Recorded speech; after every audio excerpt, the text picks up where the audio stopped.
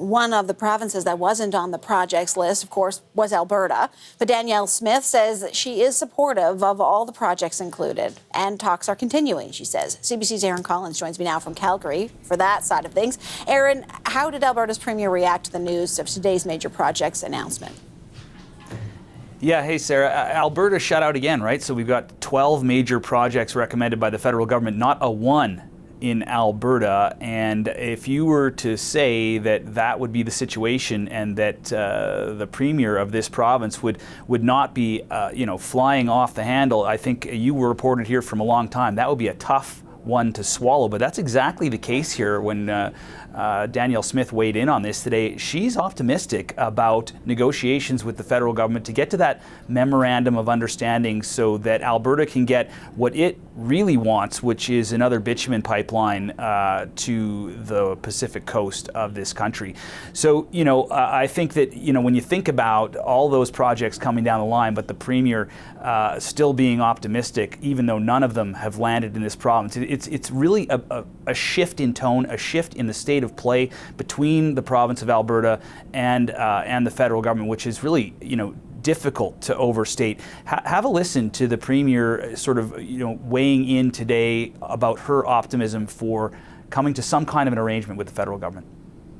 Are we going to get to the finish line on an MOU? We'll know in a few more days. I'm very hopeful. I think if you watch the Prime Minister when he announced his major projects list today, he is also encouraged. We've made a lot of progress. We've been going back and forth on an MOU every day, I think, as we're getting the final wording, and I'm really hopeful that we'll have something more to say about that in a few days. So a few days, of course, the sort of self-imposed deadline for that memorandum of understanding from Danielle Smith was Grey Cup. That's on Sunday. She did acknowledge, that might be a little bit tough to meet in a scrum after that availability there, speaking to municipalities here in the province, but seems optimistic that in the coming days, some kind of a deal seems likely. So what are the two sides looking at when it comes to this memorandum of understanding? It's a grand bargain, I think, is the way you'd have to say it. From the province's side here in Alberta, they're looking for a whole whack of laws that the province feels is standing in the way of developing the oil and gas sector. They call them the 9 bad laws. Some of the big ones you would have heard about are the tanker ban off the west coast, and of course the emissions cap that is limiting production from the oil sands. Those are a couple of the big ones. They want to get another pipeline to the west coast so that they can get more of Alberta's oil to other marketplaces, right?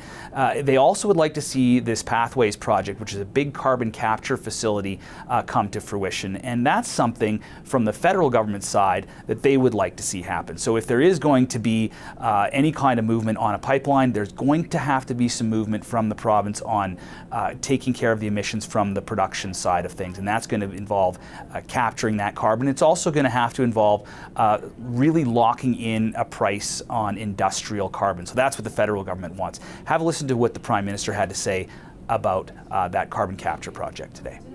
One of the first bits of work that the Major Projects Office is very much engaged in is around the Pathways project and major carbon capture and storage. This is a huge opportunity for Canada to develop a new industry, to have decarbonized oil and gas, and it is part of, very much part of these discussions that we're having with Alberta. How do we move that forward?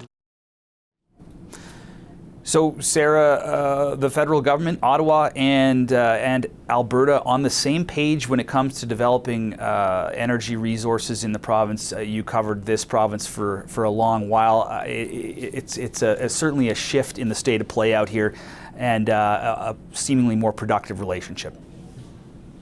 Interesting times. Thank you. CBC's Aaron Collins.